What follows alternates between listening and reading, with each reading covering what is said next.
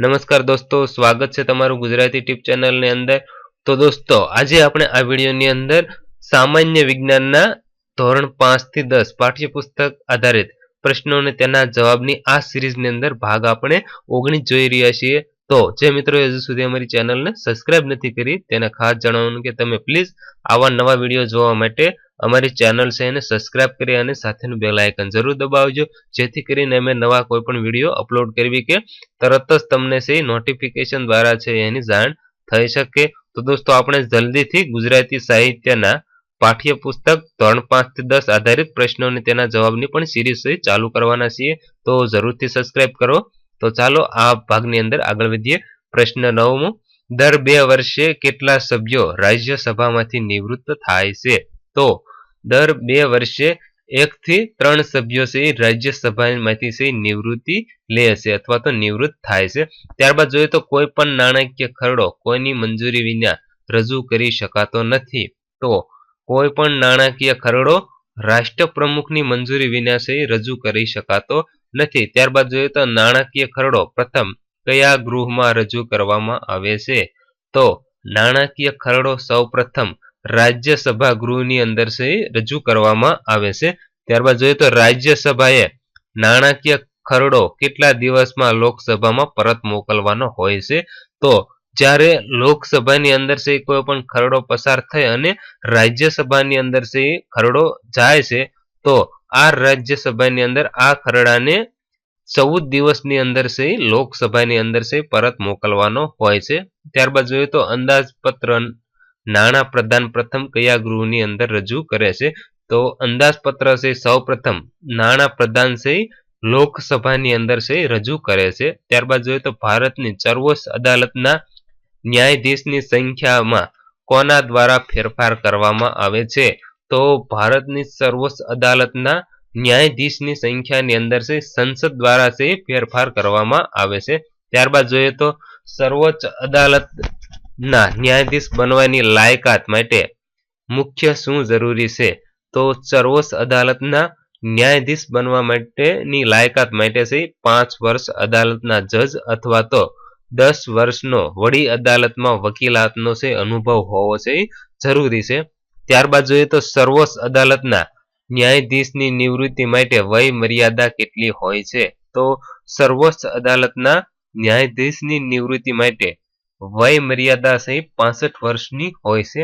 ત્યારબાદ જોઈએ તો બંધારણનું અર્થઘટન કરવાની સત્તા અને મૂળભૂત અધિકારોનું રક્ષણ કોના દ્વારા છે થાય છે?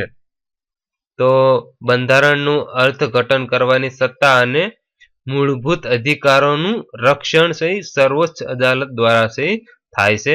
ત્યારબાદ જોઈએ તો કઈ અદાલતને નજીરી અદાલત તરીકે પણ ઓળખવામાં આવે છે? તો સર્વોચ્ચ અદાલતને નજીરી અદાલત તરીકે પણ ઓળખવામાં આવે છે।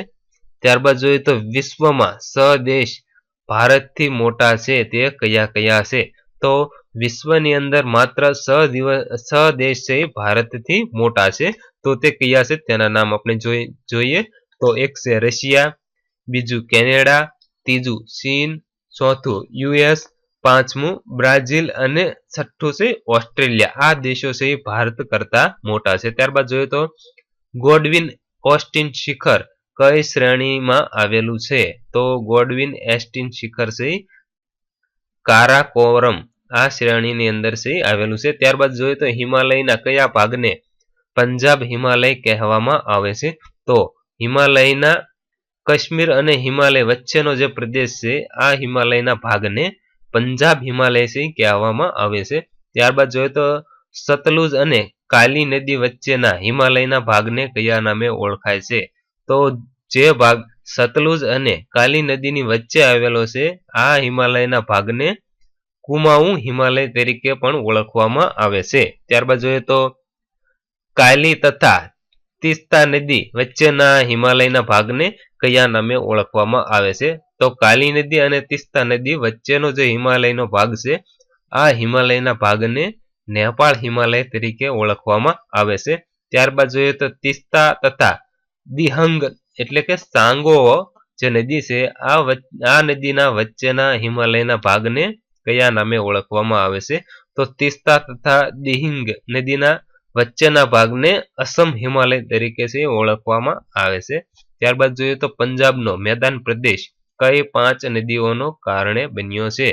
તો પંજાબનો મેદાન પ્રદેશ છે જે 5 નદીના કારણે બન્યો છે. તો આ 5 નદી છે ઝેલમ, પછી બીજી છે સિનાબ, ત્રીજી છે રાવી અને ચોથી છે બિયાસ અને પાંચમી છે સતલુજ.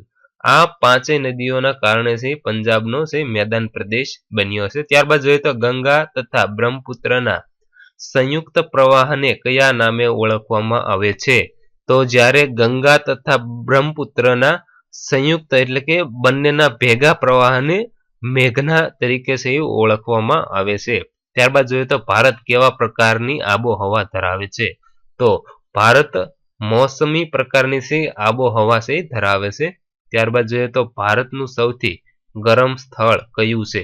તો ભારતનું સૌથી ગરમ સ્થળ છે રાજસ્થાનનું શ્રી ગંગાનગર. ત્યારબાદ જોઈએ તો ભારતનું કયું સ્થળ સૌથી નીચું તાપમાન ધરાવે છે? તો ભારતનું જમ્મુ અને કાશ્મીર નું જે દ્રાસ છે તે સૌથી નીચું તાપમાન ધરાવે છે, જેની તાપમાન છે -45°C તાપમાન ક્યારેક થઈ જાય છે. ત્યારબાદ જોઈએ તો કાશ્મીર ક્ષેત્રમાં આવેલી ઝાસ્કર, દયોક, નુખરા, હુંજા કોની શાખા નદીઓ છે? તો કાશ્મીર ક્ષેત્રની અંદર આવેલી ઝાસ્કર, દયોક, નુખરા, હુંગા વગેરે સિંધુ નદીઓની શાખા છે, એટલે કે સિંધુ નદીઓની અંદરથી છૂટી પડેલી નદીઓ છે. ત્યારબાદ જોઈએ તો પાકિસ્તાન સાથે થયેલ જળ સંધિ અનુસાર ભારત સિંધુ નદીના કેટલા ટકા પાણીનો ઉપયોગ કરી શકે છે? તો પાકિસ્તાન સાથે થયેલ જળ સંધિ અનુસાર ભારત છે સિંધુ નદીના 20% જેટલા પાણીનો છે ઉપયોગ કરી શકે છે. ત્યારબાદ જોઈએ તો સિંધુ નદીના જળનો ઉપયોગ ભારતના કયા ભાગોમાં સિંચાઈ માટે કરવામાં આવે છે? તો સિંધુ નદીના જળનો ઉપયોગ ભારતના પંજાબ, હરિયાણા અને રાજસ્થાનના છે ભાગોની અંદર છે સિંચાઈ કરવા માટે છે ઉપયોગ થાય છે. ત્યારબાદ જોઈએ તો દેવપ્રયાગ પાસે અલકનંદા નદી અને ભાગીરથી મળે છે તે પછી તે કયા નામે ઓળખાય છે? તો જ્યારે દેવપ્રયાગ પાસે અલકનંદા નદી અને ભાગીરથી નદી બંને મળે છે તે પછીની નદી છે ગંગા તરીકે છે ઓળખવામાં આવે છે. ત્યારબાદ જોઈએ તો ગંગાના જમણા કિનારે મળનારી બે મુખ્ય નદીઓ કઈ કઈ છે? તો ગંગાના જમણા કિનારેથી મળનારી મુખ્ય બે નદી છે, એક યમુના અને બીજી છે સોન નદી. ત્યારબાદ જોઈએ તો ગંગા નદી બાંગ્લાદેશમાં કયા નામે ઓળખાય છે? તો ગંગા નદી છે બાંગ્લાદેશની અંદર છે પદ્મા નદી તરીકે છે ઓળખવામાં આવે છે. તો તેવી જ રીતે બ્રહ્મપુત્ર નદી તિબ્બતમાં કયા નામે ઓળખાય છે? તો બ્રહ્મપુત્ર નદી છે તિબ્બતની અંદર ત્સંગપો નદી તરીકે છે ઓળખવામાં આવે છે. ત્યારબાદ જોઈએ તો ગોદાવરી નદીનું ઉદ્ગમ સ્થાન ક્યાં આવેલું છે? તો ગોદાવરી નદીનું ઉદ્ગમ સ્થાન મહારાષ્ટ્રના નાસિક જિલ્લાઓમાં આવેલું છે. ત્યારબાદ જોઈએ તો કઈ નદીને વૃદ્ધ ગંગા તથા દક્ષિણની ગંગા તરીકે પણ ઓળખવામાં આવે છે? તો ગોદાવરી નદીને વૃદ્ધ ગંગા તથા દક્ષિણની ગંગા તરીકે ઓળખવામાં આવે છે. તો ઘણા બધા વિદ્વાનો છે કાવેરી નદીને પણ દક્ષિણની ગંગા તરીકે કહે છે. ત્યારબાદ જોઈએ તો કાવેરી નદીનું ઉદ્ગમ સ્થાન ક્યાં આવેલું છે? તો કાવેરી નદીનું ઉદ્ગમ સ્થાન પશ્ચિમ ઘાટના બ્રહ્મગીરી શ્રેણીમાંથી છે ઉદ્ગમ સ્થાન થયેલું છે. ત્યારબાદ જોઈએ તો ભારતનું મીઠા પાણીનું સૌથી મોટું સરોવર કયું છે? તો ભારતનું સૌથી મોટું મીઠા પાણીનું સરોવર છે વુલર સરોવર. ત્યારબાદ જોઈએ તો સાંભર સરોવર ક્યાં આવેલું છે? તો સાંભર સરોવર રાજસ્થાનના મહામરુ વિસ્તારની અંદર છે આવેલું છે. ત્યારબાદ જોઈએ તો સિલ્કા સરોવર ક્યાં આવેલું છે? તો તેવી જ રીતે સિલ્કા સરોવર ઓરિસ્સાની અંદર છે આવેલું છે. ત્યારબાદ જોઈએ તો વનસ્પતિની વિવિધતાની દ્રષ્ટિએ ભારત વિશ્વમાં કયું સ્થાન ધરાવે છે? તો વનસ્પતિઓની વિવિધતાની દ્રષ્ટિએ ભારત વિશ્વની અંદર છે 10મું સ્થાન છે ધરાવે છે. ત્યારબાદ જોઈએ તો ભારત સરકારે વન નીતિની ઘોષણા ક્યારે કરી હતી? તો ભારત સરકાર દ્વારા વન નીતિની ઘોષણા 1952 ની અંદર કરવામાં આવી હતી. ત્યારબાદ જોઈએ તો વન નીતિ પ્રમાણે દેશમાં જંગલોનું પ્રમાણ કેટલું હોવું જરૂરી છે? તો વન નીતિ પ્રમાણે દેશની અંદર જંગલોનું પ્રમાણ છે 33% હોવું જરૂરી છે. ત્યારબાદ જોઈએ તો હાલમાં ભારતમાં જંગલોનું પ્રમાણ કેટલા ટકા છે અથવા તો કેટલું છે?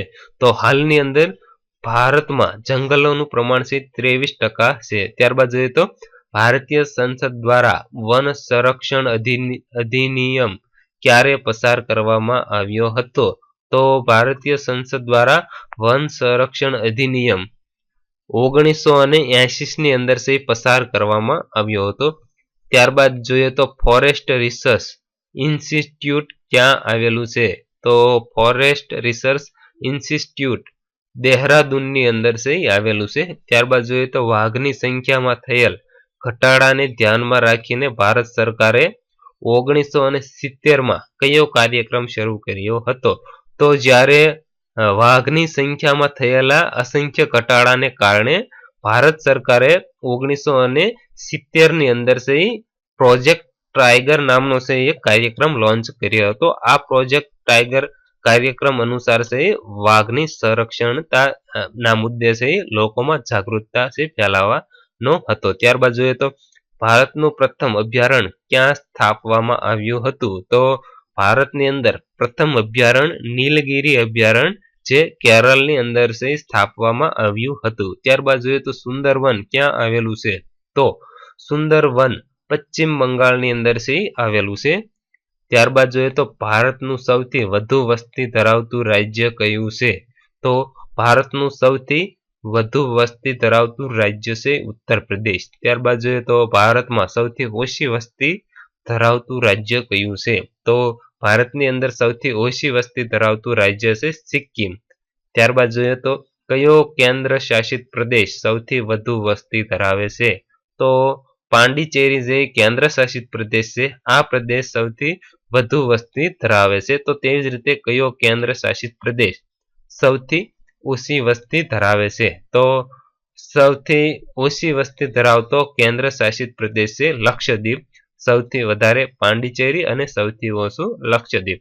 ત્યારબાદ જોઈએ તો ભારતમાં પ્રથમ વસ્તી ગણતરી ક્યારે કરવામાં આવી હતી? તો ભારતની અંદર પ્રથમ વસ્તી ગણતરી 1871 ની અંદર બંગાળની અને 1872 ની અંદર સમગ્ર ભારતની અંદર વસ્તી ગણતરી કરવામાં આવી હતી. તો દોસ્તો આ હતા સામાન્ય વિજ્ઞાનના સામાજિક વિજ્ઞાનના ધોરણ 5 થી 10 પાઠ્યપુસ્તક આધારિત પ્રશ્નો અને તેના જવાબની આ સિરીઝની અંદર આપણે ભાગ 1 થી 19 ભાગ જોયા. તો દોસ્તો અહીં આપણે આ સિરીઝ સમાપ્ત કરીશું અને જલ્દીથી આ સિરીઝની પીડીએફ બુક અમારી વેબસાઇટ www.gujaratitips.com ની અંદર ઉપલબ્ધ થશે. તો દોસ્તો આ વિડીયો તમને કેવો લાગ્યો, આ સિરીઝ કેવી લાગી તમે અમને જરૂરથી કોમેન્ટ કરી અને બતાવશો તથા વિડીયોને એક લાઈક જરૂર કરી અને વિડીયોને વધારેમાં વધારે શેર કરવા વિનંતી. ખૂબ ખૂબ આભાર. સબસ્ક્રાઇબ કરો ગુજરાતી ટીપ યુટ્યુબ ચેનલ અને સાથે બેલ આઇકન દબાવી ઓકે કરો.